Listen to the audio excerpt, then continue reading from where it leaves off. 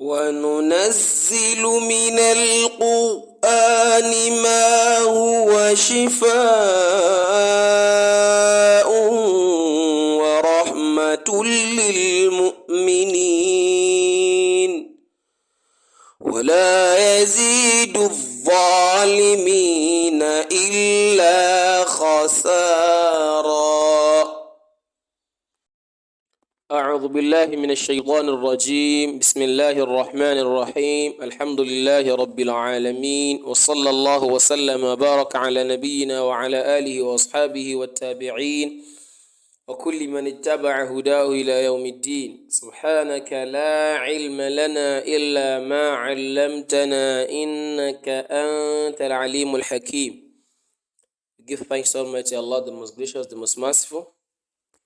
Today, bi'idhnillahi ta'ala, we take it from where we stopped, and that is samaha, samaha, samaha, which means he allowed,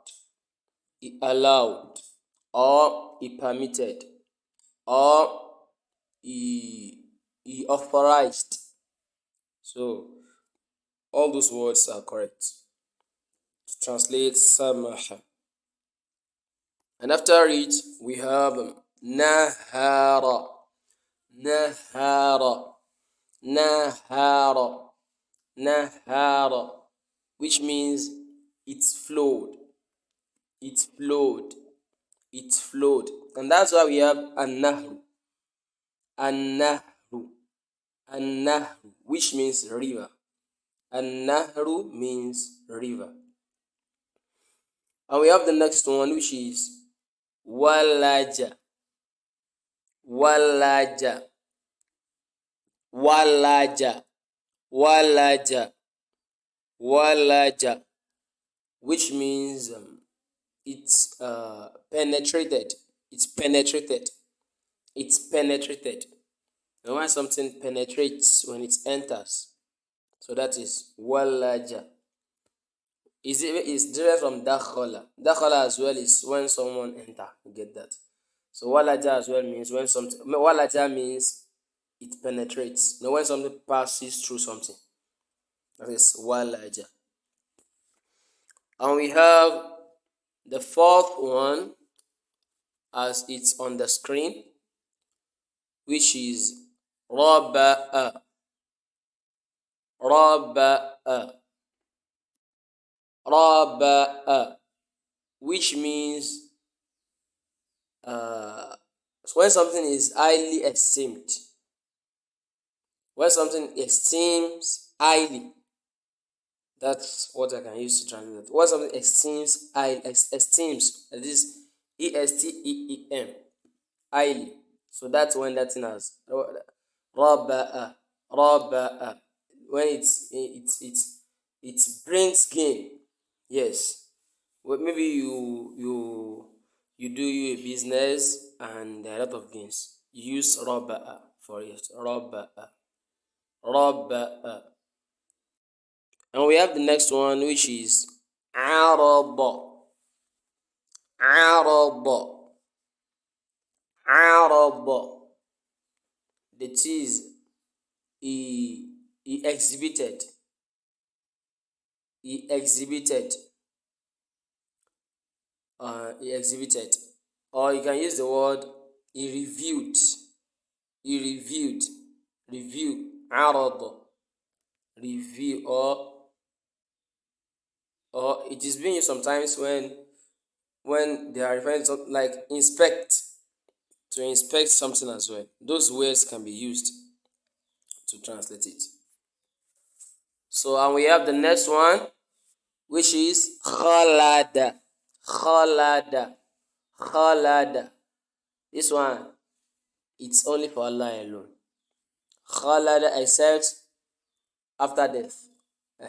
So it's either someone is in, should be in khalad. Let me tell you the meaning first. Immortal. He became immortal. Khalada, immortal. That is, he remained. That is everlasting. So and that's why we used to. That's why Allah said,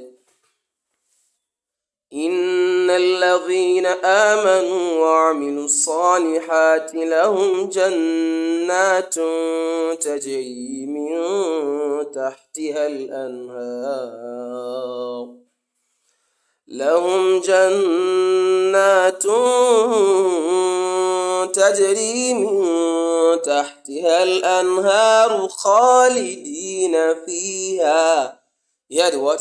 Khalid. They will be there forever. They will be there what? Forever. Khalid. Khalid. That is someone who is forever, who is immortal. And that's, of course, that's after death for us. So either you're in paradise forever, or the kuffar, they will be in hell forever. May Allah protect us. Although there will be Muslims who will be in hell for some time, and they will later go to the paradise, as the Prophet ﷺ has explained to us. May Allah protect us from hellfire. So that is khalada. And we have anasa. Of course, there is difference between khalada. Khalada is the verb. Khalada is the verb. It's different from Khalid. That is the one who is immortal, the one who is everlasting. Khalid. So, but Khalada is the verb. The verb is the action of being everlasting or so that is that I know you I believe I know you know the difference. And we have qanasa. Qanasa. Qanasa. It means he made use of, or he took advantage. Qanasa. Qanasa. And we have the next one, which is sahara. Sahara. Sahara. Which means he melted. When something is something melts. So that's sahara. And as well we have when something is forged. That's sahara as well. Or fused. Still sahara. And we have the next one, which is sadara. Sadara. Sadara. Sadara. Which means it issued. When something is issued, or to be issued, or published, this sadara. Sadara. Sadara. So, and that is why when it has shadda, it is being used for export. Sadara. It is being used for exports. And we have the number 10 on the screen, which is maqata. Maqata. Maqata. Maqata. Maqata. Maqata. Which means detested. Detested. It detested. And we have the 11th on the screen, which is nabasa. Nababa. No, this is not nabasa. This is nababa. Nababa. Nababa. This word, the word nabada, can be used for both when something flows. It flows. Nabada can be used, and it's drained as well. These words can be, it's their antonyms. We have flow, that's when it's flowing, and we have drain, that's when it's draining. So this is one of the words that we refer to as al-abad. Al-that. It is a word that has the same, has the opposites. Word that has two meaning, and those meaning are opposites one another. It is this, we have wara. Wara. The word wara can be used for both front and back. and we have dhurriya. So there are words like that anyways. So that can be used for both. They are the two antonyms words, two antonyms. That one word will have the meaning. The context of the text will determine what you are going to give it. What meaning you are to give it when it is being used. The context of what you are reading, the Arabic text that you are reading, or what you are about to say will determine if you are to give it the opposite or the other meaning. So it's both its float and its dreams. Nababa. And about 12 on the screen, we have talaqa, talaqa, talaqa. So it means to divorce, or in the general literal meaning, it's that to let something go.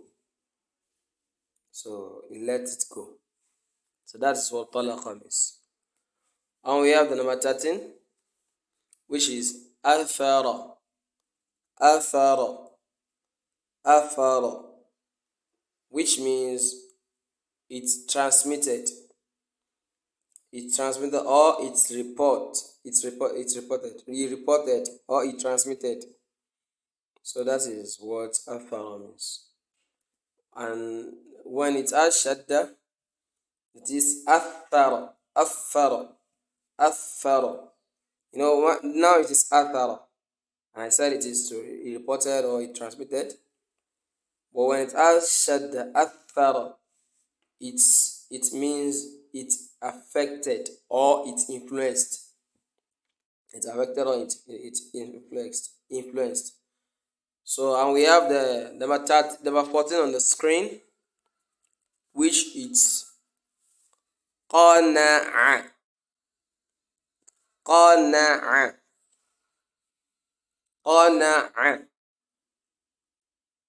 qana'a, which means he contented or is satisfied. He contented or he satisfied. So when someone is pleased with something, but the general word that we know, qana'a, that is the qana'a, which means satisfaction. Qana'a, which means satisfaction. It is from the word qani'a, when that's known as kasra. Qani'a, qani'a. So know the difference. And we have I think that is that about the word qana'a. And I told you that qani'a as well, they have similar meaning. So, but when you say qanna'a, qanna'a with shadda, qanna'a, qanna'a, what you are saying is that he persuaded or he convinced. He persuaded or he convinced. And we have laqaba, laqaba, laqaba, that is he gathered or he collected. Laqata, he gathered to gather something, or he collected. And we have the number 16 on the screen. That is the first one on the fourth line, which is nasafa, nasafa, nasafa, which means he scattered or he blew up. Nasafa is scattered or he blew off.